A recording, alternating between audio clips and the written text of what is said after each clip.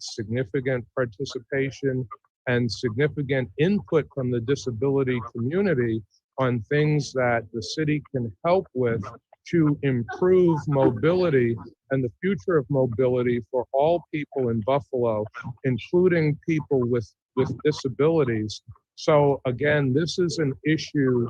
We're hearing your concern about this program. The city could reach out to the NFTA and try to assist with that. One of the things that we heard from the disability community in our Future of Mobility event is the need to install more ramps for sidewalks being installed throughout the community for people with disabilities. With that. Also, one of the things for housing units being installed, we have requirements for all rental units and disabilities. One of the things for housing units being installed, we have requirements for all rental units and disabilities. One of the things for housing units being installed, we have requirements for all rental units and disabilities. One of the things for housing units being installed, we have requirements for all rental units. One of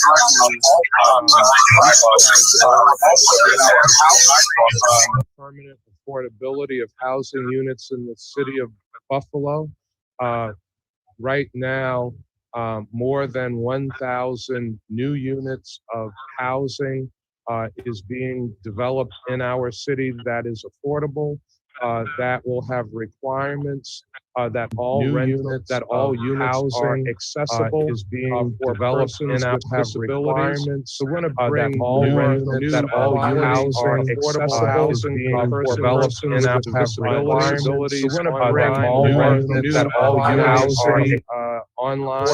We also want to develop in our disabilities. So we're going to bring all units that all units are online. We also want to develop in our disabilities. So we're going to bring all units that all units are online. We also want to develop in our disabilities. So we're going to bring all units that all units are online. We also want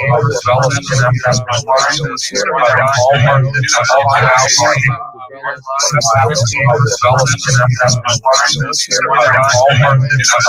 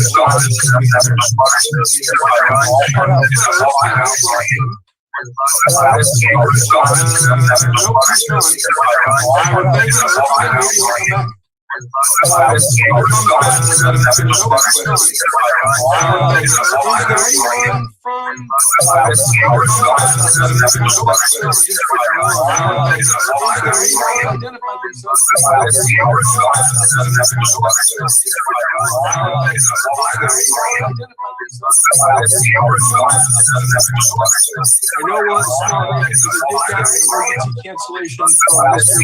Daisy before. I know what. Oh, there it is. It's back in the waiting room. Oh, there it is. It's back in the waiting room. The mayor's coming back in. Can I ask another question?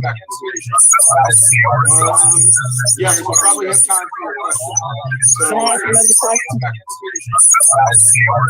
Mr. Mayor, you bet. We'll probably have time for your question. So, Can I ask another question?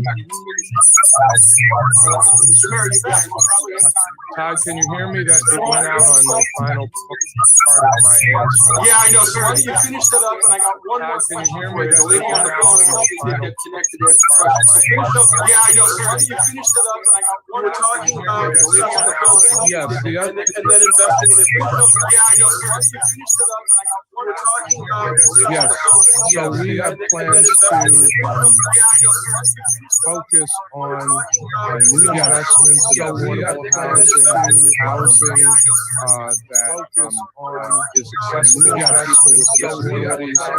More than another 1,000 units are under development right now as we speak.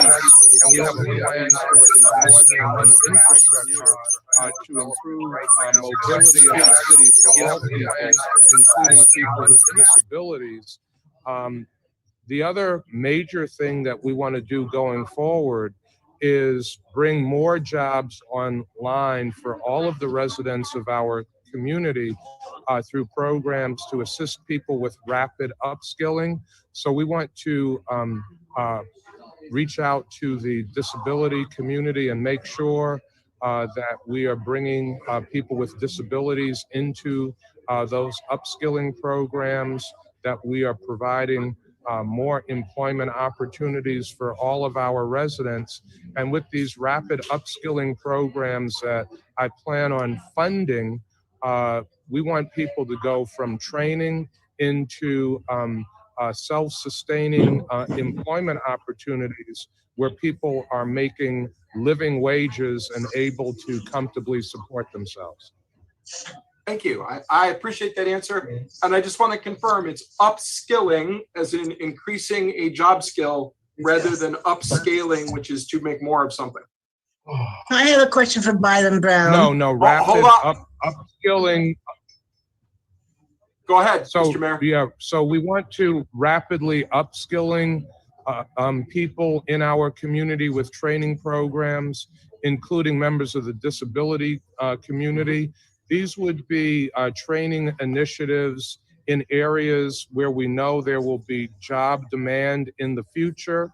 And the training duration would be 6 months, a year, 2 years, and people would be able to leave training and go right from training into living wage, self-sustaining jobs. The other thing that we want to focus on doing with development in general as part of our priority for inclusion is push for more employment opportunities for persons with disabilities with the development and job creation that's moving forward in the city. Thank you. I appreciate the clarification. Rhea, hold on for a second. The next question is 8546, because I know you're unmuted and you have your question ready. Go ahead. Okay. My question is, on the committees that you have that are making decisions for people who have challenges, how many of those committees have people on who are professionally challenged, and the citizens or the average person who is going to be using the facility or whatever the committee makes a decision on? Because sighted people just can't make decisions for people who are blind or visually impaired, or people who are on wheelchairs, or people who are deaf, because they just don't, they may have the professional information, but they don't have the skill that is needed to make their life better, so that decision you really make a change. So is the question you're asking, how is the mayor going to increase disability involvement for all of his advisory councils? Yes, that's what I'm asking. I just wanted to make sure I heard it correctly. How many people that participate are actually people who are going to be served by the decisions that are made by the committee? So we want to increase disability access, and we want to make sure that people with various disabilities are participating and seated on various city advisory boards so that we get the voice, the input of all members of the community, including members of our community with disabilities. Routinely in our public processes, we reach out to the community and ask for community participation on different projects and investments, including in the disability community. But your question is kind of a follow-up on Todd's earlier question, his initial question about having persons with disabilities not only on the board that deals with those issues, but on other city boards as well. And that is one of my goals for the upcoming administration. Oh, alrighty. I have time for one more question. I'm going to let Rhea have that because she's been waiting so patiently. Go ahead, Thank Rhea. you. Thank you. I know you mentioned that you're providing affordable housing, and I get that. However, what I'm finding out is when you're putting up these affordable housing units, there's not enough provided for people with disabilities, and also they're picking the lottery so they become eligible for these apartments, and then it ends up in being a 2 to 3 year waiting list. What I'm asking is, how can you stop this from happening in the community? That's a great question, and thank you very much for that. So part of our goal is to bring more affordable housing online in the city of Buffalo. We've built over 2,200 units of affordable housing. There is another 1,000 in production right now. We want to build even more than that going forward. We have a requirement for all new rental housing units to be accessible to people with various disabilities. The lottery system that you talk about, unfortunately, is a requirement of the state, and the city uses federal and state funding for our affordable housing program, and the state imposes a lottery.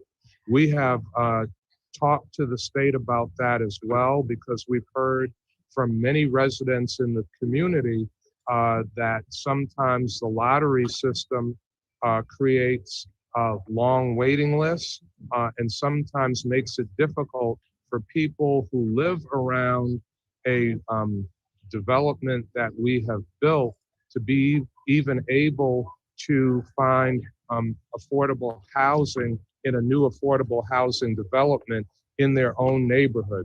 That's something that we're working on the state with. It is not a city requirement. It is a mandate of the state.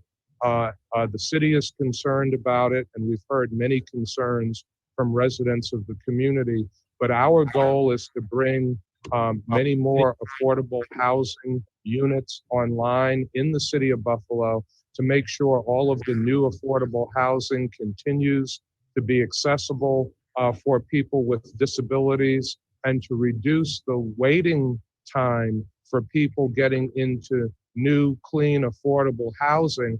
And I will say that much of the affordable housing that we're building in the city of Buffalo mirrors upscale housing. It looks like and has the amenities and features of housing for people that might be very high income. And that's what we want to see in affordable housing in the city of Buffalo. We want it to be high quality. We want it to have very attractive features and services that are beneficial to our residents. Thank you. Just to clarify that number about those 1,000 units, right?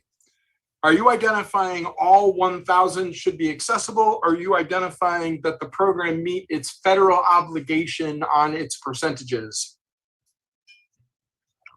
So both. So we have another 1,000 units that are in production now. We want all of those units to be accessible. Not that all of those units will go to people with disabilities, but we want the building of those units to uh, be accessible so that persons with disabilities could rent them.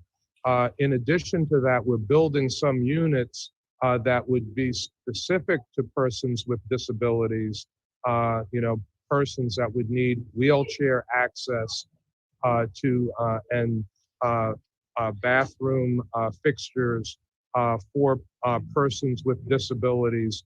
But all units that wheelchairs would be able to access, elevators where wheelchairs would be able to fit, and housing that would meet the state requirements, where right now there is a lottery system, but we're talking to the state about, are there other ways that we could make affordable housing available to people, because we have had complaints that the lottery system has made it difficult for some people to get into the affordable housing, and has made the waiting list for some people much longer. But to be specific, we know that some units will have to be built in different ways that are specific to different disabilities that people have. And we've worked very closely with People Incorporated on the building of affordable housing for people with disabilities in our city. Okay, I just want to make sure that I had that clarified. And which city department is taking the lead on those units, Mayor? The city department that takes the lead on those units is the Office of Strategic Planning, and we have a division of housing in the Office of Strategic Planning. Wonderful. Oh, there it is. Another quick question from the chat. I think this will be your last one, because again, we're talking about housing. What do you think the city can do to help modify existing housing to make it accessible? We have a small and minor repair program right now where the city can modify existing housing. We have worked with people in existing housing to add wheelchair ramps and to help to install accessible features in existing homes. That's something that's going to continue to be a priority in the city of Buffalo and continue to be funded in the city of Buffalo. I will add to that, we know that because of COVID-19, many people who were homeowners, who were renters, people who are landlords were affected, having difficulty paying their rent, having difficulty paying their mortgage, and also landlords whose tenants have had difficulty paying. I also want the disability community to know that the city has created programs to assist people in rent payment and in mortgage payment. People that might find themselves in that circumstance can call 211 or 311 to get more information on how they can apply for those dollars. Thank you so much. That's very important information, especially for the ERAP folks. Mr. Mayor, thank you for taking the time you've spent with us today, and I appreciate the extra time you took to answer questions. Best of luck on a writing campaign, because I know that that's challenging. Okay, thank you so much. It is challenging. Thank you. What is the biggest challenge of being a writing candidate? I'm curious to know. One of the biggest challenges of being a write-in candidate is educating all of the members of the community that want to do it and how to do it properly. But I've been encouraged and enthused that so many people across the community want to write my name in, have inquired about writing down Byron Brown, and we feel very good in these final days of the election.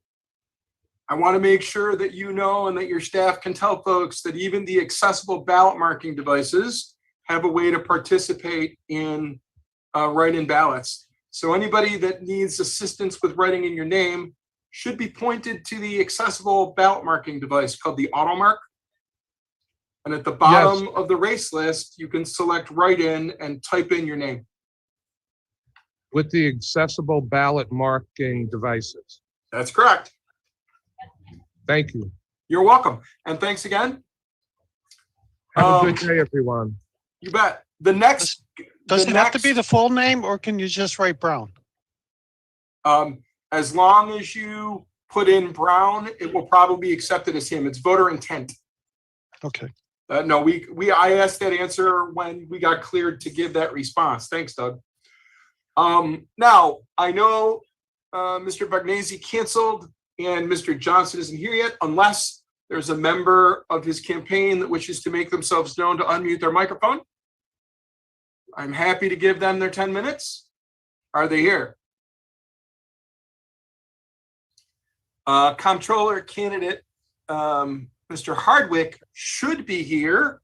I don't see him yet, and I want to give him a couple minutes to show, because I just sent the Zoom invitation to the staffer that just emailed me. So hopefully he'll be here in a moment or two.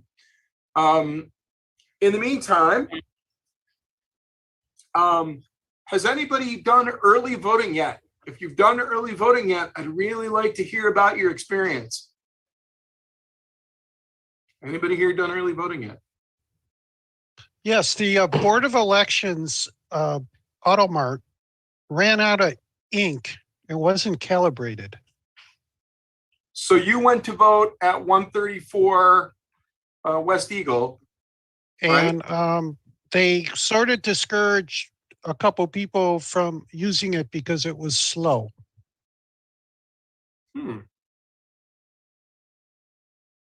Did you find it slow when you got to use it?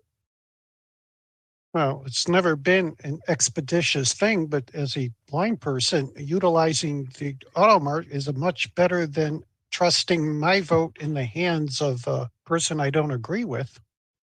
Okay, so for the people that might not know, before the AutoMark, how many people needed to be with you in order to vote? 2. Yeah, that's because you can still do that. If you don't want to use the AutoMark and you want just help filling in the little circles, you can do that, but you got to have a Democrat person in with you and a Republican person in with you in order for the vote to be counted and fair, right? So I was pretty crowded in the old lever machine days, right, Doug? It was cozy, though. Todd, can I? This is Margot. Can I speak to that? Absolutely. Okay. I was just at a conference, and the AutoMark machine is about to end its life. And so there will be changes to the voting machines at the polls soon. Well, and I can't remember what it is, but the AutoMark is dwindling. Well, yeah, no, the AutoMark is ending its useful life. You're exactly correct. And the company that makes it doesn't want to maintain it anymore. That's so we're gonna need to pick a new one. And there's conversations with Board of Elections now so that the disabled community can look at the choices and make the recommendation as to which one we want. That is one thing that we at the center advocate for on a regular basis. Are you also advocating to make? A lot of us are still having problems using the accessible absentee ballots that we're supposed to use because the judge won't let us use electronic return. And so we're having trouble with those. And I'm having to have somebody proofread mine when I can actually use one to make sure that I voted the way that person knows that I usually vote. Proofread. And it shouldn't necessarily need proofing, but somewhere in the background, I know we have someone from Disability Rights New York who might want to hear more about that experience. I just want to make sure. I'll call Bruce Darling. No. I'll give you the contact information for the nice lady at DRNY. Okay. Okay. Now, Legislator Hardwick is here running for Erie County Comptroller. Thank you so much for being with us today. You're welcome. And this begins your 10 minutes. I thank you for being patient. Okay, well, my name is Kevin Hardwick, and I am running for Erie County Comptroller. And you might ask yourself, well, what does a controller do, and how might that affect me? That's a question that most people don't ask because most people don't care. But let me tell you, I am acutely aware. I am a professor at Canisius College. I teach political science. I am also an Erie County legislator and have been for the last 12 years. And I talk in my campaign about teaching good government at Canisius College and about practicing it on the floor of the Erie County Legislature for the last 12 years. And I look at the controller's office, and it really is not good government. And I think that affects us all. I think a big problem there is the culture of the controller's office. It is, in addition to being wasteful and inefficient and missing deadlines, they are routinely fighting unnecessarily with their partners in government. And in the middle of the pandemic, this has been especially costly for all of us. But I would assert that for the people with disabilities, it's been especially trying. I mean, we've all been affected by the pandemic, and we've had to change the way we live and all that. But I know that it's been even more painful, more debilitating for people who had disabilities, whether it's transportation or offices being shut down, missing appointments that they need. It's been very difficult. And I think that the controller has done nothing. The current controller and his administration have done nothing to help us get over the hump of this pandemic. Instead, they seem to be allied, if you will, with the pandemic itself at every turn. So I have vowed, if I'm elected, to affect a culture change in that office, and that culture change is going to be based on respect for the important work that's done there, respect for the important people, the professionals who do it, and respect for the people of Erie County. And I would be more than happy to answer any of your questions.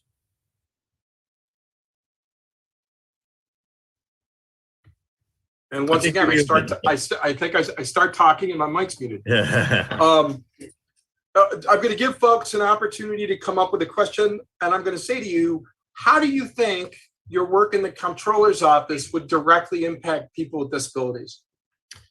Well, I think the controller's office has a number of divisions, and one of them, of course, is the accounting division and make sure the bills get paid. And I think that's very important. But the controller can also do audits and reports.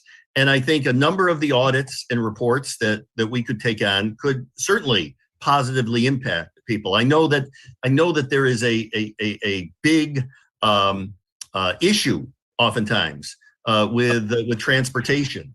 The NFTA gets about $20 million every year from Erie County sales tax. And I think that the controller can audit the services provided by the NFTA with our sales tax money. I was talking to a woman recently outside. I was coming from a meeting in the legislature outside, and she was in a wheelchair, and she was complaining to me about the NFTA and the paratransit service. Oftentimes the buses were late. Sometimes they didn't show up. And again, as I said earlier in the pandemic, this only compounds the situation. So I think we can do something like that. Drivers for us, Dan. Hold on one second, Legislator Hardwick. Everybody, if you're not asking a question, please mute yourselves. just as a reminder. Okay. Thank you. I have a couple of questions on chat, and then I have one person with a hand up, so we'll do these one at a time. Legislator Hardwick, what could you say about employing more people with disabilities in the comptroller's office? Yeah, I think most of the positions, most of the 35 or 36 positions in the comptroller's office are civil service, and there is an exam for that, of course, and then you know the administration gets to pick from the top 3. I think the first thing we have to do is get people on the list, get people to take the test. I think that that involves recruitment, involves advertising, making sure that the word gets out that the positions are available. Once people take the tests and are on the list, then they're available for picking. But if they're not on the list, if they don't take the test, there's no way you can employ them. A moment of education for you. People with disabilities qualified individuals with disabilities can be placed on the list without taking the test if the position is designated 55A, just like veterans can be designated if it's done 55C. Could you commit your office to looking at increasing the numbers of those positions that are designated? I certainly can, and I'm glad we're having this conversation. I'm glad that I didn't choose the option to submit a tape, because this is a sort of dialogue where we can both learn something, and this is very helpful to me. So yes, of course I can. And now the next question is, how can you make your office more accessible to people with disabilities? And we're not just talking about the physical accessibility of the location. We're also talking about the internet resources that your department uses and the accessibility of the reports you produce. Yeah, I don't know how big of a problem this is now, and that's not. I'm not saying it isn't a problem. I'm just saying it's ignorance on my part. A professor once told me that a wise man is someone who can define their ignorance, and certainly this is an area where I am unfamiliar with problems that might exist now. Once in that office come January, I certainly will be better able to answer that question and address solutions to that problem if one exists.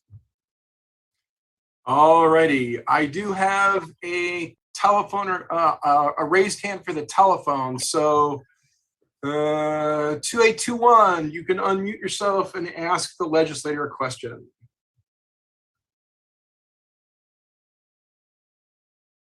Come on. I know you're there because you asked a question of the mayor.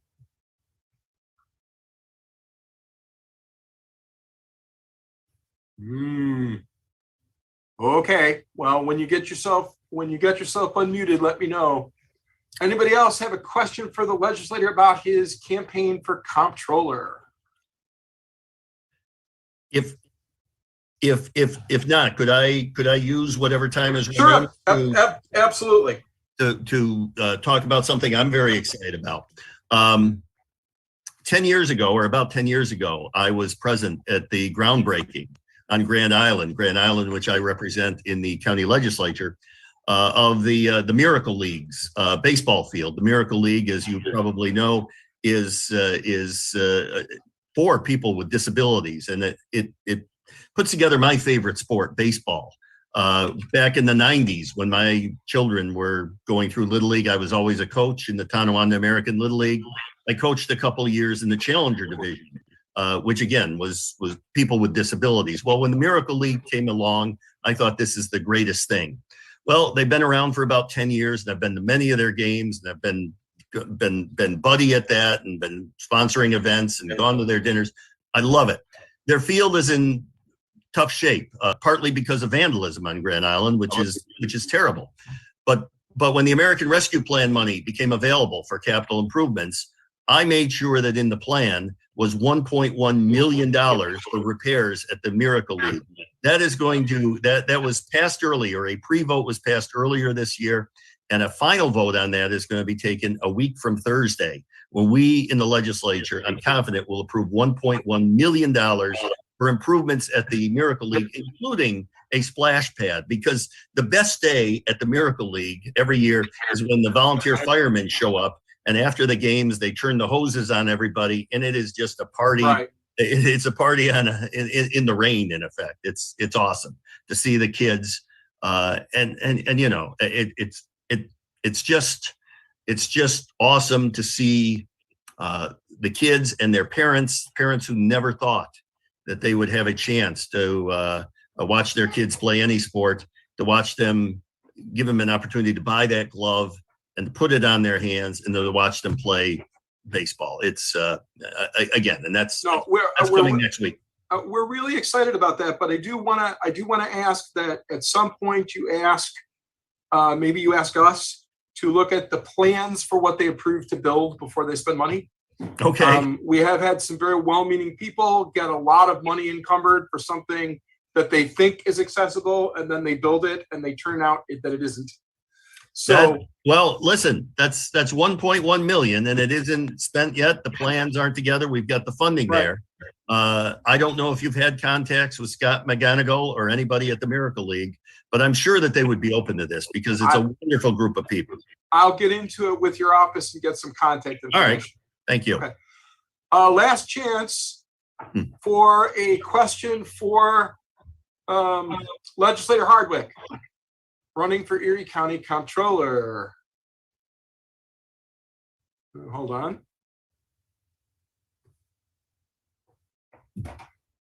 That's a good question.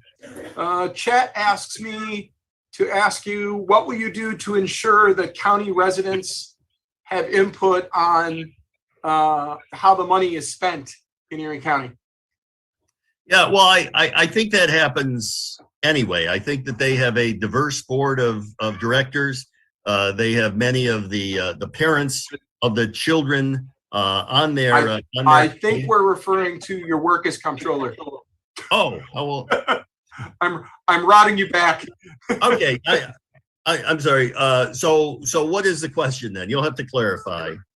The person who put it in the chat identifies that the Miracle League thing is a personal thing you do that you're excited about, but when you're comptroller, right, are there steps you can take to increase how citizen comment can affect how money is spent being the comptroller? Yeah, I think certainly you can do that. That's, however, primarily the function of the executive and the legislature, because they decide how much money is going to be spent and where that money is going to be spent. The comptroller's office just makes sure that the bills get paid, and then they audit after the fact to make sure that the money is going where it should go. So I think the part where stakeholders should be involved is at the front end, and that involves, again, the legislature and the executive. I think it's a great question. I think it also has to be addressed to people running for legislature. And well, the executive isn't running this year, but like I say, I think it's a good question, but I think it's more appropriately directed at county legislative candidates. Thank you, Legislator Hardwick. We appreciate the time that you spent with us. Thank you. I appreciate it. And good luck. And thank you for everything you do, guys. And thank you for taking your time to be here today and to listen. All right. Have a nice rest of the day. Thank you so much. You have a great day. Our next candidate is right here with us. So I'm going to ask Mr. Donato, did I have that right? To unmute his microphone, and you can begin your 10 minutes. Oh, okay. All right, I can hear you. You can start now. Okay. My name is Ted Donato. I'm a lieutenant, detective lieutenant with the Town of Amherst Police Department. I've been there 30 years. I currently am in charge of our narcotics unit. I have started out as a patrol officer. I was promoted to accident investigation, then to detective, and then to lieutenant. I'm a lieutenant for 14 years. During that time, I was in charge of the road patrol platoon on the midnight shift. Then I became the administrator of our training division. Then I took over the accident investigation unit as a supervisor, and then promoted to narcotics. So I've worked every aspect of the job. During that time, I've also been in charge of our canine unit, our underwater recovery team, our community policing unit. I've done every aspect and supervised every aspect. I've also been a master instructor out at the Erie County Police Academy for the last 10 years. I've taught there over 20 years. In that time period, I've instructed well over 1,200 police officers throughout Erie County, not to mention and not including numerous supervisors in supervision school and the investigative schools. I got into this race because I saw that there was a need for change in the sheriff's office. I have a lot to give. I've reached out and I've influenced many police officers in Erie County. I have personal relationships with many of them. And I feel that I'm the only candidate that, because of that relationship that I gained in the academy and my experience, practical and administratively, I'm the only candidate that can bring Erie County together under a law enforcement umbrella to work towards a main goal, a common goal. Okay. So again, this is an opportunity to ask candidate Denoto about his candidacy for sheriff. As you come up with your questions, I will ask the first one. You said that you'd led a one-time training division. Can you talk to me about what you think officers should be trained in to provide better service for people with disabilities? Well, I believe that they should be trained in the recognition and whoop, did I lose you? Nope, you're still here. The recognition and understanding of the symptoms and triggers that people with disabilities have. I have a brother-in-law who's autistic, so I have personal experience with autism. I have a godson who is on the spectrum of autism. I'm not really 100% sure exactly what they call it. It's a pervasive something disorder. Pervasive developmental disorder. We see that a lot. And I know both of them can get very agitated if questioned over and over again. I know they are kind of sensitive to loud noises, sometimes quick movements. And these are things that the officers need to be trained in and understand. So when they are dealing with somebody and somebody starts to become agitated, somebody walks away from them, somebody has an outburst, that they're not thinking that this is a person who is just being belligerent or combative with them. I want to see something like that. We do yearly training in sexual harassment and very rarely get training in something where an officer is going to come up on the road and maybe be blindsided because they don't understand the triggers that they're seeing. And I want to see that, and I'm going to see that as part of a yearly training at the sheriff's office. Okay. I'm going to throw the next question over to Maura. You can unmute yourself and ask now. Hi, my name is Maura Kelly. I'm the behavioral health liaison for the West New York Independent Living. And I'm just wondering what you plan to do or how you plan to address the needs of people with mental health issues that are in crisis. They're not breaking the law, but 911 is called. How do you plan on addressing those issues in the jail and in the sheriff's department? Well, earlier today, I had did a press conference regarding my mental health plan with the sheriff's office. And within the jail, what that plan is I've stated I'm going to bring mental health professionals in right at intake. So it's not a police officer evaluating somebody at intake. I think it's very important to understand that we can give police officers as much training as we can yearly, but they're still police officers. They're still law enforcement officers. They're not mental health professionals.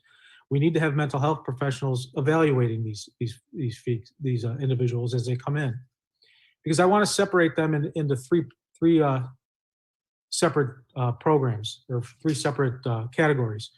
One category is a person with a mental health issue. One is a second one is substance use issue, and the third is somebody that reflects neither one of those issues, who will just go into general population into the holding cell. The other two will be sent to what I'm going to call my stabilization centers. They may start out in the jail system. Ultimately, I would like to have them off campus, away from the jail. And that's where they're going to start receiving treatment right away, within hours of intake. Those stabilization centers will be staffed with. Now you need to get to where you can unmute. Those stabilization centers will be staffed with counselors, psychologists, medical folks, law enforcement, and community resources. I've already been talking with people like Save the Michaels. I know about Best Self and Erie County Stop Link. We're going to get those in there because I want these people to be able to have their issues, whether it's mental health, whether it's substance abuse, or whether it's a co-occurring issue. I want them to be able to be treated and then put on the right path. So it's not a revolving door that we see so much. New York State has kind of, as far as I'm concerned, dropped the ball when they tried to implement this rapid sending people back out into the community. It may have been a good idea, but all they were doing were changing environment. They weren't getting to the basic, the core issue of what was bringing these people to our correctional facilities. And I want to have that taken care of so we don't see the revolving door. Another problem that I want to see addressed is, unfortunately, and you'll understand when I say this, is bail reform. With the implementation of bail reform, a lot of folks that need treatment, that need assistance, are involved in these criminal activities because of whatever that issue is, whether it's a substance use issue or a mental health issue. It's not because they are doing it intentionally, but the officer will get there and get the information and give them an appearance ticket and send them back out into the street without being brought back to the holding center or the police station. And what they lack there then is the evaluation that we perform. And a lot of times we determine that there is an issue that needs to be treated there. So we're having a problem with that, and we need to stop that revolving door. Okay. I thank you for that answer. I'm going to let Margot and Julie go next, and then I have a question in chat. Thank you. This is Julie. And I have a question for you. Would you consider having all of your officers go through first responder disability awareness training from Niagara University? I'm up to send them to any training at any place to get them the knowledge and the skill set that they need to function efficiently and appropriately on the road when they deal with people with disabilities or mental health issues anywhere. This would be all disabilities. And that's, yeah, I would send them to Niagara U or wherever they needed to be sent. I want to get the best possible training and the most training I can so they can serve the community properly. So you wouldn't be opposed possibly to creating a committee of people with disabilities to help to come in to train your officers then? Absolutely. They bring them in. I would have people come in so they could talk with them, discuss. I need the officers and we need as administration to hear what they're going through and what they see, how they feel. So we know what training and what aspects of law enforcement we need to adjust to give that service. I appreciate that. I just want to make sure. I don't know if the phone number ending in 2821. Do you have a question for the sheriff? I know we tried before and you weren't able to unmute yourself. I want to give you a chance, but then I'm going to lower your hand. No, I don't. Thank you. Wonderful. All righty. Officer Genoto, is that your hold one moment, please. I got some caller on the line said they got a city pass. There we go. I do appreciate your time with us today. All right, and thank you for coming in to be with us. Our next candidate is already here, Mr. Culpa. If you could unmute yourself and turn on your camera. Mr. Culpa is running for Amherst Town Supervisor. And for those people in the crowd, our office is literally a stone's throw away from Amherst. So I always invite the Amherst Town Supervisors because we have quite a few people who live and work with us and work for us that live in Amherst. So, Mr. Culpa, the next 10 minutes is yours. Okay. Well, thank you all for having me this afternoon. And, you know, I want to start off by just letting you know a little bit about my background. I'm an architect and urban planner by training. I grew up the son of a Buffalo teacher who taught community-based special ed, first out of Buffalo Traditional and then out of the Occupation Center in the Tri-Main building for 32 years. Elizabeth Culpa has been one of my biggest influences in thinking about how our world and our communities respond to people with disabilities. That's something that I've kind of carried through as this has to be something that's at the top of our list whenever we consider design or whenever we consider the way our community interacts, the way we recreate, the way we move around our community, and the way we supply occupancies and jobs in our community. So building off of that foundation, you know, I feel that my training as an urban planner, as an architect, has given me sort of the equipment, if you will, mentally to take on some of the tasks at hand, and taking a town that's literally bigger than the city of Albany, and working with a very diverse group of users and very diverse group of residents and visitors here. So I figured out at that point, I'll turn it over to questions. All right. As always, you can ask to unmute your mic and ask a question or put it in the chat. I'm gonna ask the first one. Sure. I know you've been involved with Amherst Town government for a long time, and we have a very strong disabilities committee for the town of Amherst. Yep. Talk about a positive. Tell me the one thing that you're really proud of that the Committee on Disabilities did for the town. So I'll say I've been in office for 4 years as supervisor. Prior to that, for 10 years, I was the mayor in the village of Williamsville. We worked with the Amherst Disability Committee, but we also worked with the IDA Center out of UB to reform the village of Williamsville's pedestrian access and our Picture Main Street project. In the town of Amherst, we were one of the first communities to work with Niagara University on deaf access training for our police, and now are expanding that to disability access training with our police. We have created AIDA, or our Industrial Development Agency, subsidy packages specifically to see hotels built out at full universal design levels. Every room, we're the only hotel in the United States that has been built to that level. And I thought that was a worthwhile subsidy package.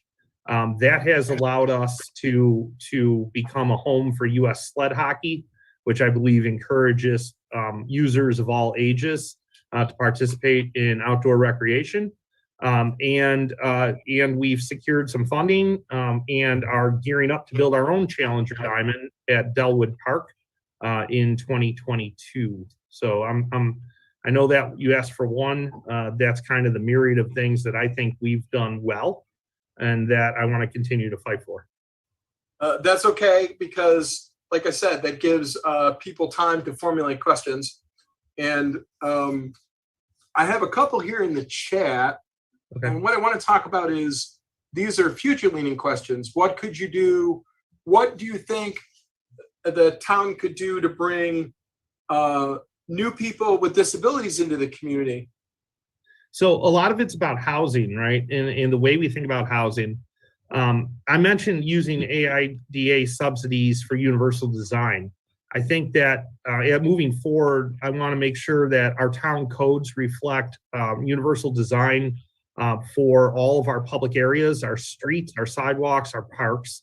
I want to encourage the private sector development, both through local building code and through subsidy packages or tax abatement packages, to build to a universal design standard, networked with micro transit connections to where people might be employed.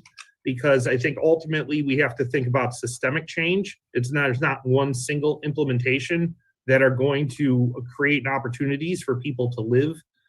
We are working with programs for everybody from People's Incorporated's programs to Home of My Own, to find ways to create appropriate housing for people with disabilities. Stop it, please. Go ahead. And we're, we have to be creative and outside the box. 1 second, please. Yeah. Thank you. I appreciate your patience. Okay. All right, there we go. We have to be creative. We have to be outside the box thinkers, and we have to work with groups like our Disabilities Committee and others to make sure we create a community that is hospitable for all. All righty. So, Doug, why don't you unmute your mic and ask your most recent question?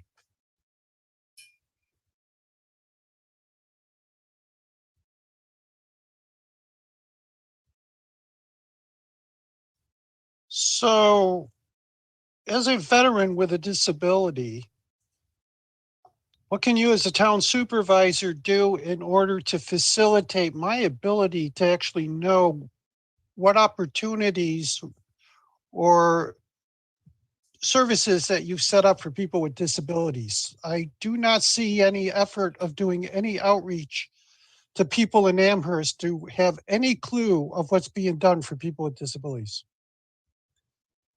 So the first thing I'll say is we have 3 primary outreach mechanisms. The first is our Amherst Senior Center provides a lot of social media and a lot of direct contact outreach through newsletters and options. I don't even have a clue where those exist. Okay.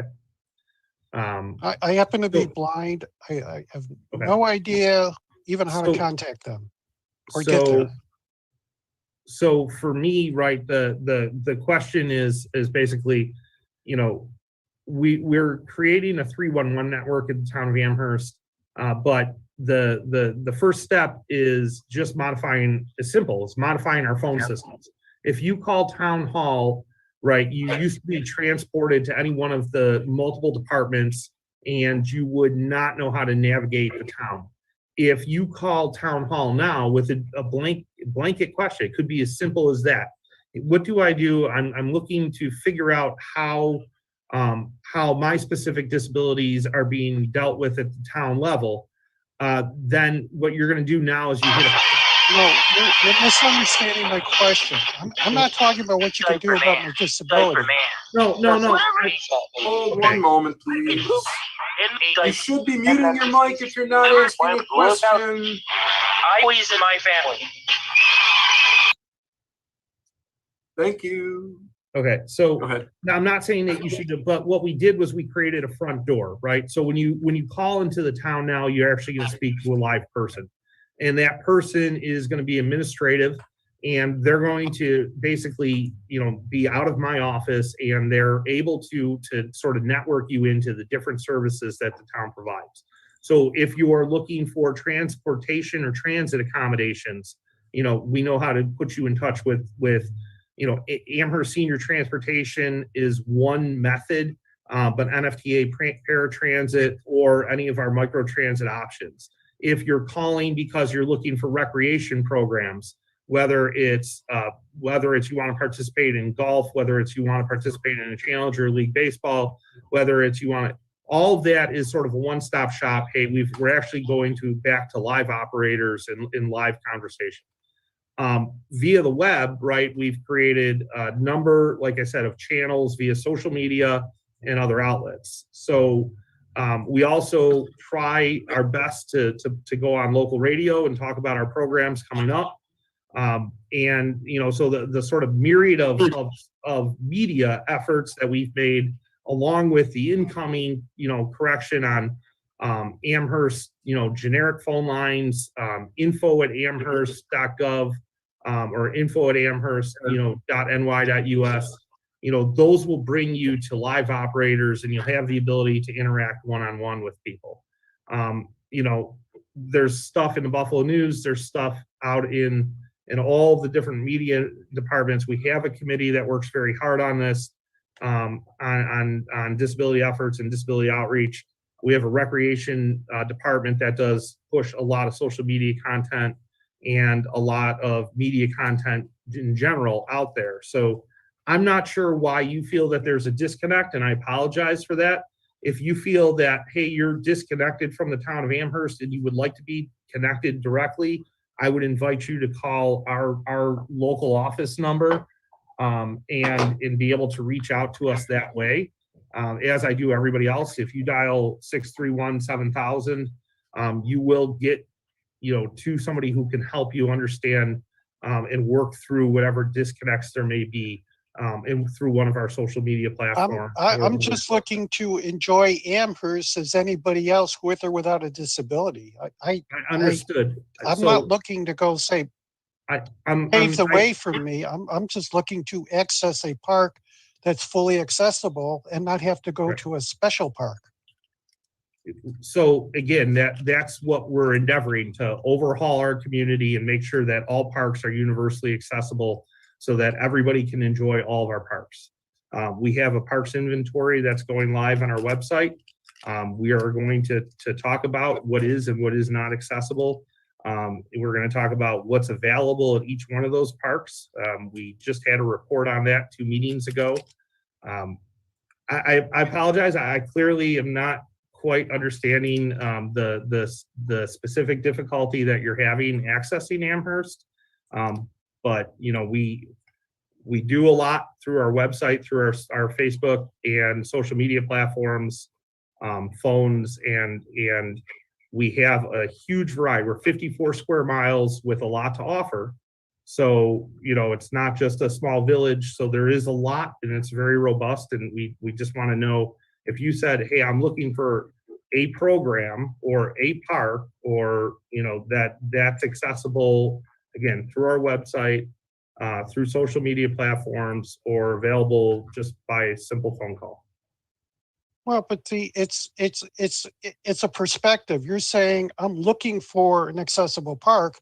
I don't know what you're. I'm looking to interact with a park that I don't have to think twice about that. You know, as a taxpayer for 40 years in the town of Amherst, the ability is for me to access without request.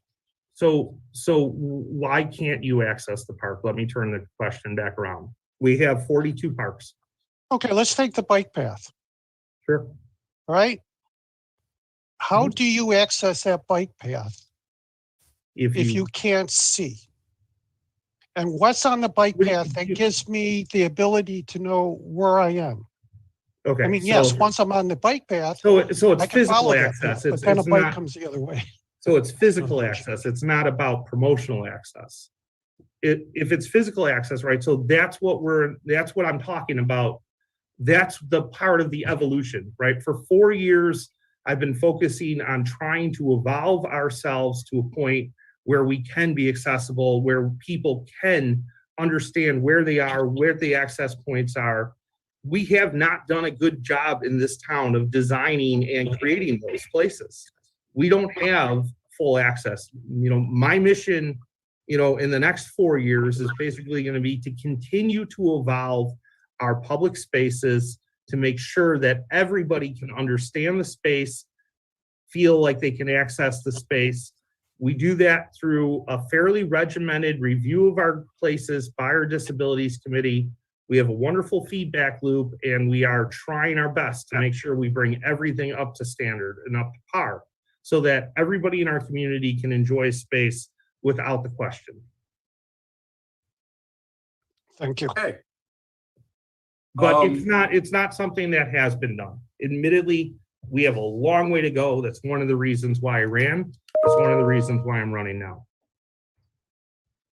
Appreciate knowing that. Could you tell me who the ADA coordinator is for the town of Amherst, please?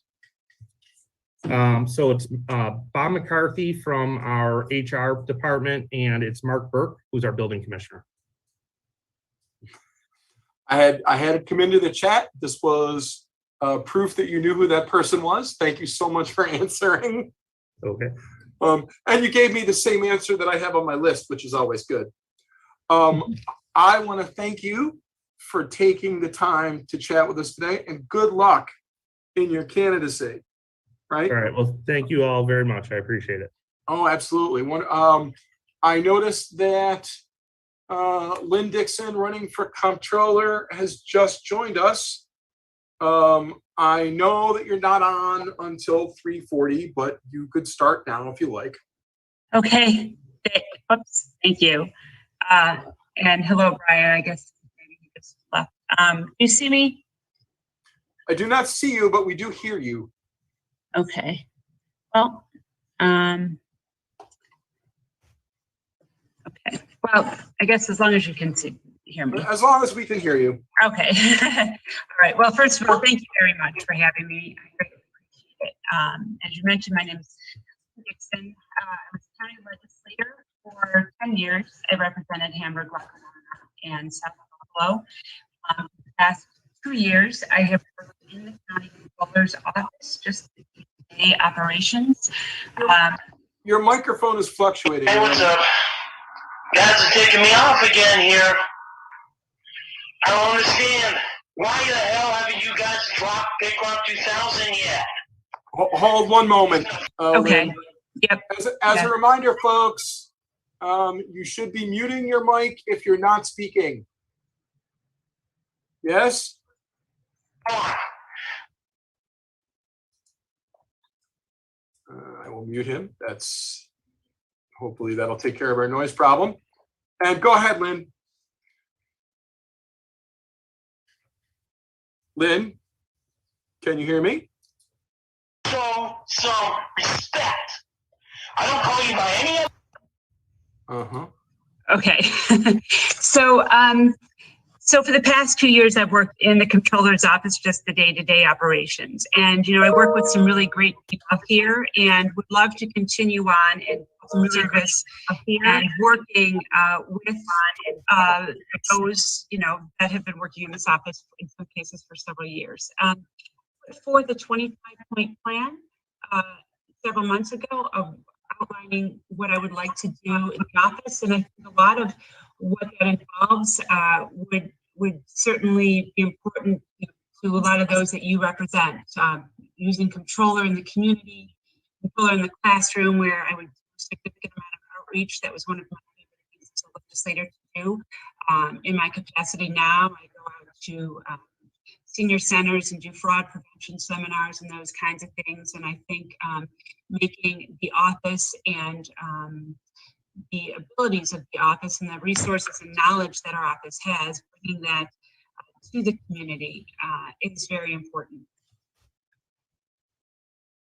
Okay. So in touching upon some of the questions, that you had provided me, I could say that I would increase access for persons with disabilities by providing that control in the community. And because of COVID, certainly provide outreach via Zoom or technology when needed. Ensure the effective integration of persons and institutions. I again point to significant public and community outreach that I plan for the office. I mean, my mindset has always been one of inclusion, not exclusion. So, if we truly are to be public servants, then it really is our responsibility to provide folks of all abilities. Just to keep you in the loop, your microphone is still popping in and out, right? Okay. I understand. We're going to do the best with what we have. I just need to let you know. Thank you. We can start questions, I suppose. It might make it easier. Sure. how do you think that people with disabilities are deliberately affected by the work in the controller's office? Well, I will tell you that a number of, Erie County provides funding to a number of organizations, and those checks are written, at this office and sent out from this office. So one of the things that we have tried to do over the course of the last few years is modernize the office to make it more efficient and effective. And so you receive your funding in a more timely way, which eases some of those issues. So we have, automatic clearinghouse. So we have ACH payments and that sort of thing. So the automatic payments that allows you to get your funding more quickly. I would say that the Office of Controller works closely with Erie County's Office for People with Disabilities, and in fact, there are people from our office that are currently providing assistance or special accommodations that are necessary for them. I think one of the things we can do a better job of is expanding the reach of job postings by casting a wider net, so that where those postings are listed publicly. And we do have a whistleblower hotline where complaints are investigated, so that if there is an issue of discrimination or lack of access, the Controller's Office does look into that in order to provide for corrective measures. So those are some of the things that we do. And I know one of your questions about the NFTA, I can tell you that in my capacity as a legislator, I have numerous public forums and attended many more with the NFTA to make for better routes and better services, just to address those, the people most in need of public transit. And I also worked with towns that had vans that took folks to medical appointments and things like that. And sometimes there's a 7-mile radius that they don't travel out of. So in some cases, I would work with the towns to go beyond that 7-mile radius. So although the Controller's Office doesn't make policy or vote on legislation, I would continue to advocate for improved public transit and better circumstances and conditions for those with disabilities. Okay. I know you did make a brief comment about employing people with disabilities in your office. So I know that answers one of the questions that we had so far. But I'm going to give you the same piece of information that I gave your opponent, which would you support designating more comptroller positions as 55A or C, so that people with disabilities would be exempt from the civil service exam? Oh, I would support that. I mean, there are obviously, as you know, in the Controller's Office, we have CPAs, MBAs, those with accounting degrees, and forensic accountants that are required, in the office. So we have those, but yes, for the civil service, I think, again, I think we can always do a better job in society, and certainly, looking in the mirror at providing access and opportunity to those with disabilities, for sure. And I do believe strongly. All righty, I'm looking for additional questions. I do have, hold one moment. Could you talk about your experience in handling budgets? Sure. So in the county legislature for 10 years and I served on the finance committee for some of that. And also we worked on that county budget every year, making amendments to it, having public hearings. Any expenditure over a certain amount within the county always had to come over to review and approve. For 4 years, I was also the chair of the Health and Human Services Committee. So I heard a lot of the issues that came before us with respect to social services. And I would say that I've also, it's the largest cost center in the Erie County's budget, and I chaired that committee. So those discussions were numerous.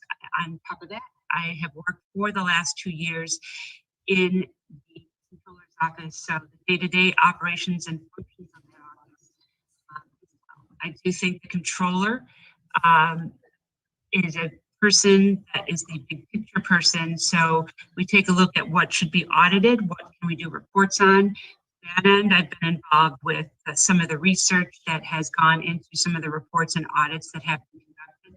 And I believe from a good government standpoint that you can work with departments together, and just as you know, as the controllers say to a department, you know, let's allow our audit team to go in and identify to see if there are inefficiencies and ways that we can do things more efficiently and effectively. And it doesn't have to be a costed sort of, you know, approach to it. It can be just working together.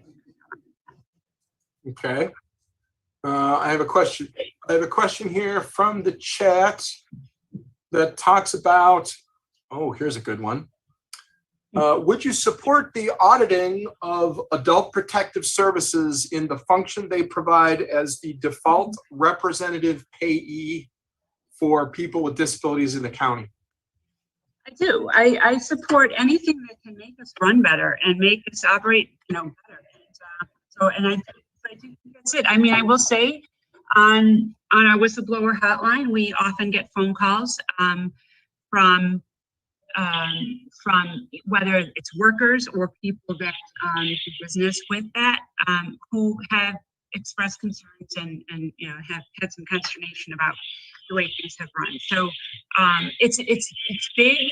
It's a big operation, so I don't necessarily fault anyone. I don't, you know, but I think that because it's so big that it's worthwhile to take a look at and see how it can be run better. Okay.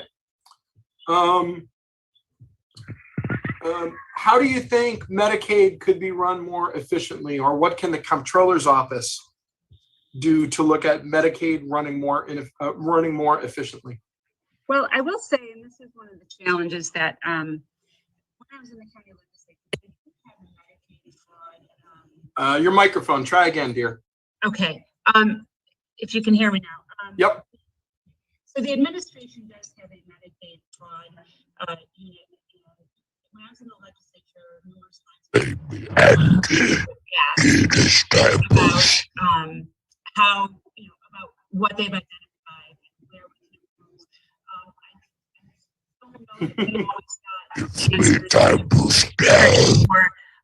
So I would like to, as controller, really reach out to that office and see if we can work together.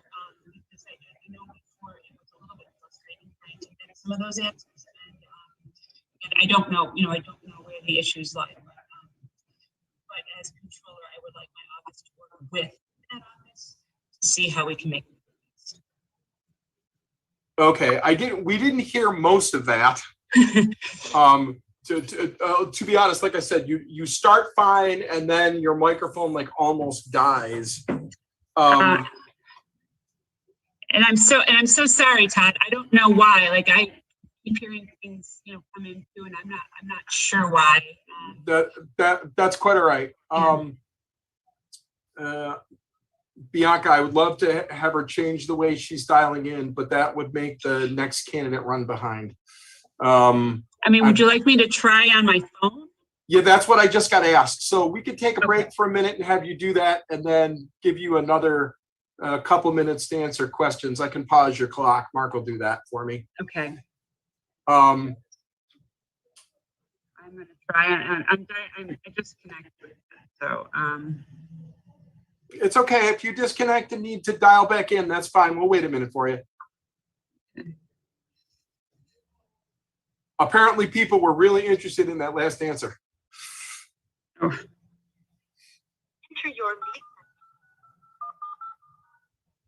Hello? You're still here.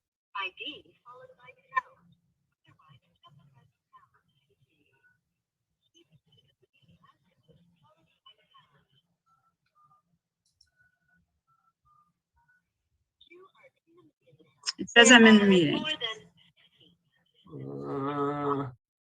There you are. And I will just mute the other line. Okay. Would you like me to exit out of this one? Yes. Yes. it on mute. Okay, let me just cancel right out of that one. Leave meeting. Okay, can you hear me now? Yep. Could you just Okay. answer that Medicaid question for me? So we have, the administration has an office that identifies Medicaid fraud. I will say that when I was a county legislator, we had asked the person there to come over on several occasions, for committee discussions on where fraud was identified, what we could do better, that sort of thing. I will say to you that I didn't find a lot of progress had been made, or not necessarily getting all the answers that we sought for whatever reason. But as controller, I would like to reach out to that office to see if we could work together to figure out ways to better identify both fraud and to identify the issues that have come up with Medicaid to make it work better for everyone. So that is something I definitely would like to do. Okay. What could you do? This is a question from the chat, by the way. What could you do to increase the office's accessibility of the reports and things you file for those people that want to keep an eye on county finances, including Sure. the website? Yes, and so I'm happy to share that with you. So on erie.gov, if you go down to where it's the controller's office and you click on that, we do make all the reports available online. In addition to that, we have a taxpayer checkbook and a gasoline tax calculator. So you can plug in to see how much you are paying in taxes in gasoline, and you pay 7 different taxes per gallon of gasoline every time you put a gallon of gas in your car. But the taxpayer checkbook shows how the county is spending money. And as you probably know, between last year and this, the county is receiving in total $338 million in federal COVID relief funds. Some of it has very specific designations, although other parts of it are not as specific. And we show a checkbook there as to how the county is spending that federal money. In addition, we started a couple of years ago, we do a... Hold on, you should, 1 second, please.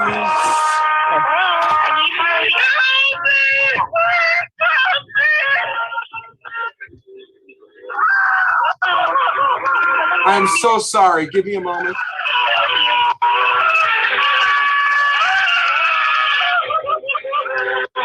This is all about Zoom bombing, apparently. Thank you. One of our co-hosts found him and muted him. I appreciate your patience. Go ahead, Ms. Dixon. Did we mute everyone? Everybody can hear me? Yes. Lynn, where are you?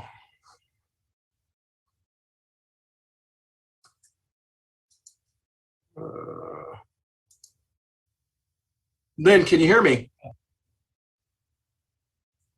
How about *6 to unmute your phone? You might have been universally There, muted. can you hear me now? There we go. Okay. So anyway, where were we? Medicaid Inspector General. Oh, I'm sorry. Yes. Accessible Yes. documents. Yes, documents. So, okay. So in addition, what we started doing a couple of years ago, and it's called a PAFR, which is basically, it takes the budget book and it boils it down to a very easy to understand version of the budget. And we put that up online too, because the budget is a very voluminous document. And so by boiling it down to a simple to understand, and that PAFR, what we've done is actually, it has won awards for its easy to read and accessible, comprehensive look at the budget in a very easy to read way. So we put all of that online. But then, as I mentioned before, part of my my 25-point plan that I had put forth in my campaign is to do a lot more outreach. It was a favorite thing for me to do as a legislator, and I do enjoy it as working in the comptroller's office, doing fraud seminars and those sorts of things. I do think we can bring our resources to the community, to the classroom, and to help agencies that might be having a challenging time navigating the bureaucracy that can be government, or just filling out forms and that sort of thing, that we can bring the expertise of the comptroller's office out into the community. So I would like to do significant outreach just to make it more accessible for all of you.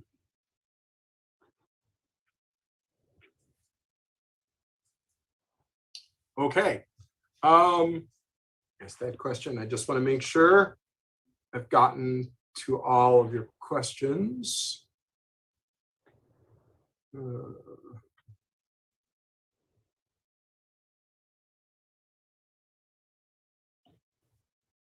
Okay. One last question for the comptroller. If anybody has one, you can unmute your microphone and ask yourself, or take a quick moment and put it in the chat for me.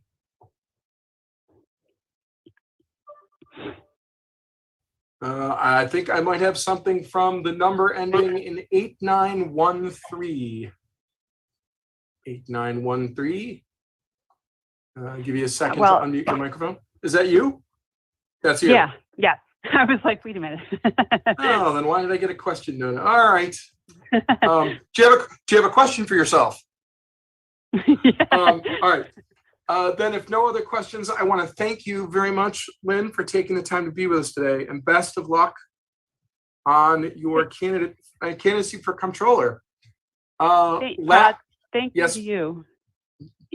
Thank you to you, and thanks to everybody for taking the interest, and taking the time today. And I apologize for the technical challenges. That's quite all right. We've had them ourselves here today. It's wonderful to have you here. Our last candidate for today is India Walton, running for mayor of the city of Buffalo on the Democratic line. You can unmute your line now and begin if you would like. There she is. Good afternoon, everyone. It's an honor to be here. My name is India. I am the endorsed Democratic nominee for Mayor of Buffalo. I was born and raised right here in the city of Buffalo. I am a registered nurse by profession, turned community organizer / advocate, turned affordable housing developer, and now am running for mayor because there are complex and nuanced challenges that our community faces, and I want to face those challenges head on in a way that prioritizes the marginalized and those of us who often go unseen, unheard, and uncared for. So I don't want my introduction to be too long, because I want to get right into answering questions that you may have for me. But again, thank you. Thank you, Todd, for putting this all together, and everyone who helped host, and for the invitation and the opportunity to speak to you today. So I'm gonna give the first question to Maura. Maura, you can unmute your mic. Hi, India. My name is Maura Kelly. I'm the behavioral health peer liaison for the West New York Independent Living. And as you probably could assume, that I'm very interested in what your plans are to address the needs of people with behavioral health needs or mental illnesses when the community calls the police. What is your plan on how to help us? Hey, we're having a pizza party. We're to the sewers and we're having fun here. Cowabunga. Thank you for your question, Maura. You have a message. Hey, we're having a pizza party. Welcome down to the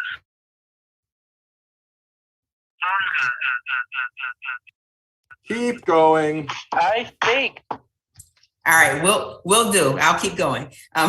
Thanks for your question, Maura. It's the thing with the open Zoom meeting. We get bombed on occasion. Yeah.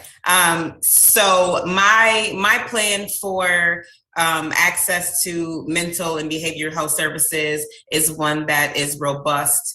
And while the city doesn't have direct purview over those services, it's more county service when it comes to, public health and mental health services. I am encouraging our police department to reevaluate the way we respond to mental health calls. I don't believe that armed uniformed officers should be our first line of defense. In fact, I think that when a person who is armed and uniformed responds to a mental health call, it has a tendency to escalate the situation in ways that we've seen over the course of the last few years. So I would be, number one, implementing increased preventative mental health services, also increasing the capacity of our behavioral response team so that we have more social workers on staff to work in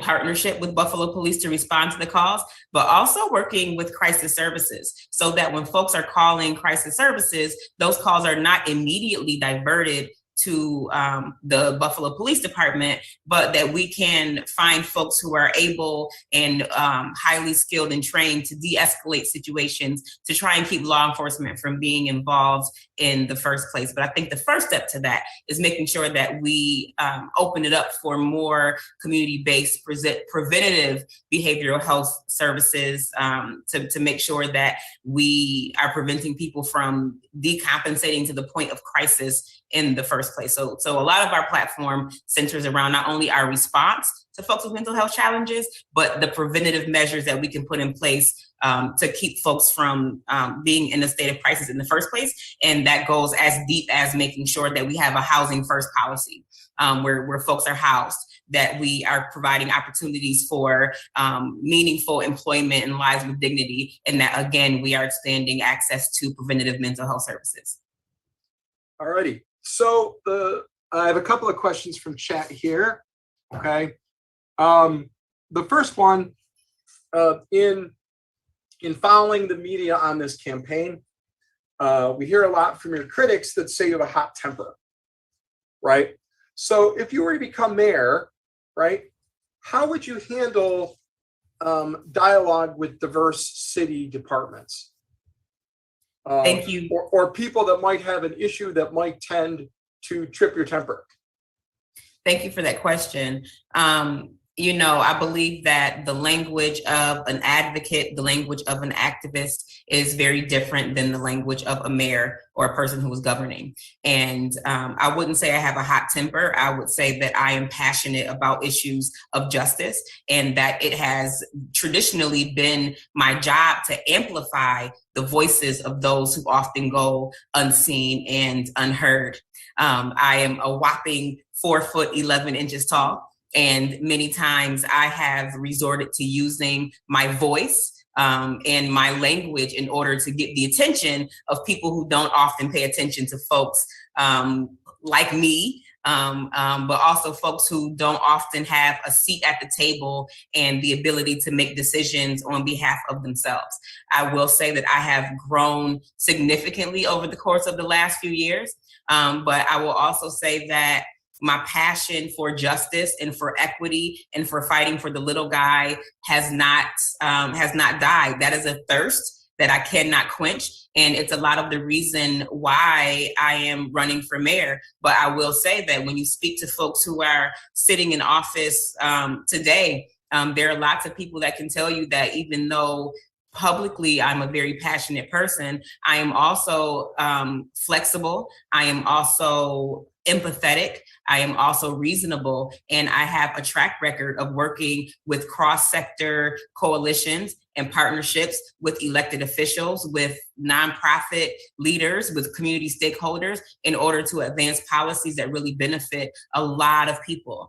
So, though there are a few examples of my, what they call a hot temper, there are even more examples of me being able to work successfully with people to implement smart, sustainable policy that prioritizes the people who need it most.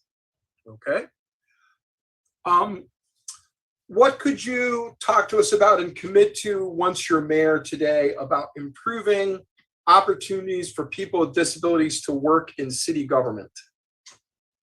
Yeah, I think I think one of the first things that is on my agenda is really getting to know your community better. Scheduling regular meetings for you to meet with members of our administration so that we know firsthand from you what your issues are. I can't tell you what's best for you. You have to tell me. Another thing that is of great concern to me is that there is no office of ADA compliance in city government. I don't think that, we should be reliant upon a single individual who is largely unresponsive to concerns about ADA compliance. There should be an entire department, and there should be representatives from your community who mans that department, who fields complaints, because firsthand, what the complaints are and what folks are going through. And I think there's also room for us to enforce, fair hiring practices and various ways to make sure that our administration is representative of your community. All right. Now, having said that, I'm going to change this question from the chat a little bit to do something I don't normally do. But as a candidate, I'm excited for this. Yeah, no, it's okay. You gave like half of the answer. So one of the things about the city of Buffalo is in charter, there's an advisory committee for people with disabilities that hasn't met in 12 years. All right, because when they eliminated the office for people with developmental disabilities, they never kept impaneling members of the committee. And we've dealt with the current mayor on this issue a few times.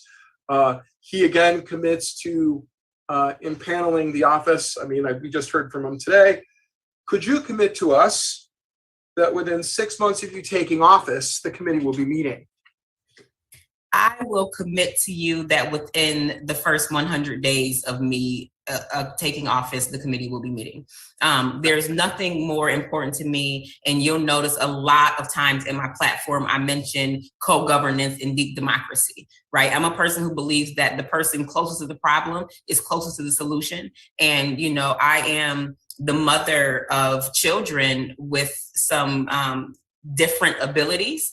And even with them, I can't efficiently and successfully care for them without their knowledge and input, because I'm not experiencing what they are experiencing.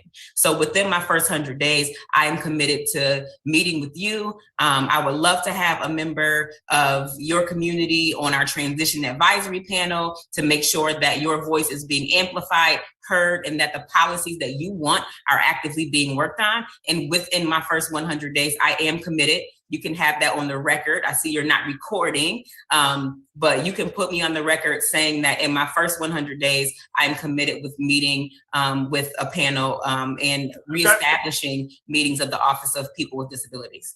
That's okay. I have 55 witnesses. I'm perfectly good with working. Could you rumor bust something for me? Are you still a Medicaid recipient? Am I? I am. Okay. I'm unemployed. I'm actually a recent Medicaid recipient. I went to the marketplace and applied because I can't just go without insurance. I still have children to care for while I'm running. It's nearly impossible to work a full-time benefited position. So I am currently still a recipient of Medicaid. Okay. Thank you for answering that. I appreciate it. No problem. One other round for questions for Ms. Walton. If anybody has them, they can unmute their microphone or put them in the chat. I think I've gone over everything that's in the chat so far. Yes, I have. Okay. Pat, I have another question just out of curiosity. Go ahead. This is more again, India. What do you plan to do first when you are elected and get into office? What's the first thing on your agenda? That's a great question. I think about it often. I wish that I could spend more time thinking about it and that I wasn't, still running this level of campaign. But the first thing that I'm going to do is make sure that I'm putting an effective team together, making sure, we have a transition team that's sort of working behind the scenes right now to identify, recruit, and vet subject matter experts to join as top members of my administration. But my first priority is making sure that I have a team that's put together that's going to be effective in advancing a lot of the policies that we want to get done. And second to that, we're going to be prioritizing affordable housing. I know that I'm inheriting an administration that is going to be on the tail end of the pandemic. We're looking at the eviction moratorium expiring. We're looking at potential unprecedented homelessness, evictions and foreclosure. So we're going to be full steam ahead, making sure that we keep people, folks housed, and make sure that people's basic needs are met while we navigate and try and mitigate some of the collateral and negative impacts that we're going to see after the expiration of the moratorium on evictions. Okay. Rhea, does that answer your question? Because she got into it right as it came across my wire. You can unmute and do a follow-up if you want.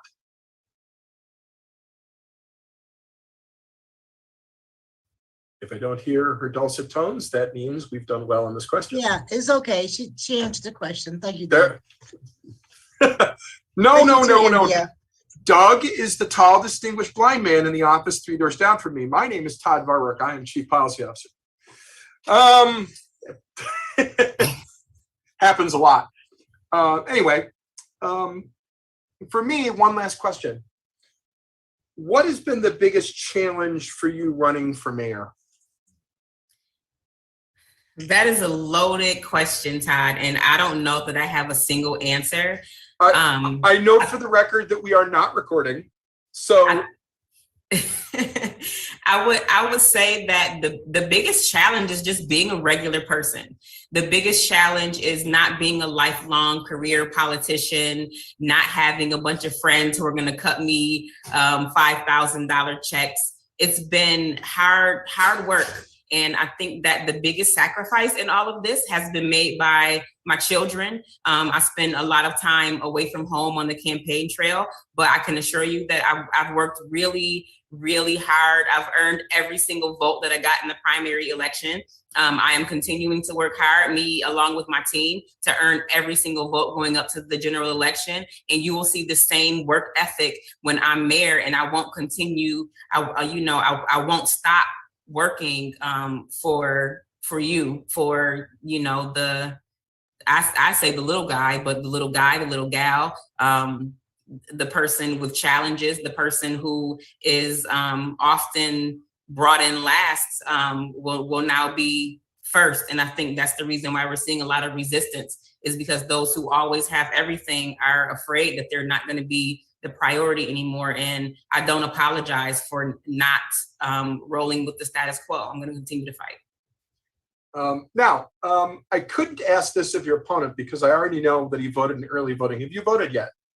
I have not voted yet. I'd like to ask if you would consider using the adaptive ballot marking device in your polling place when you vote. The teacher how to do the write-in, Todd? What was that? The teacher how to do the write-in? Yeah, we'll teach you how to use the write-in function.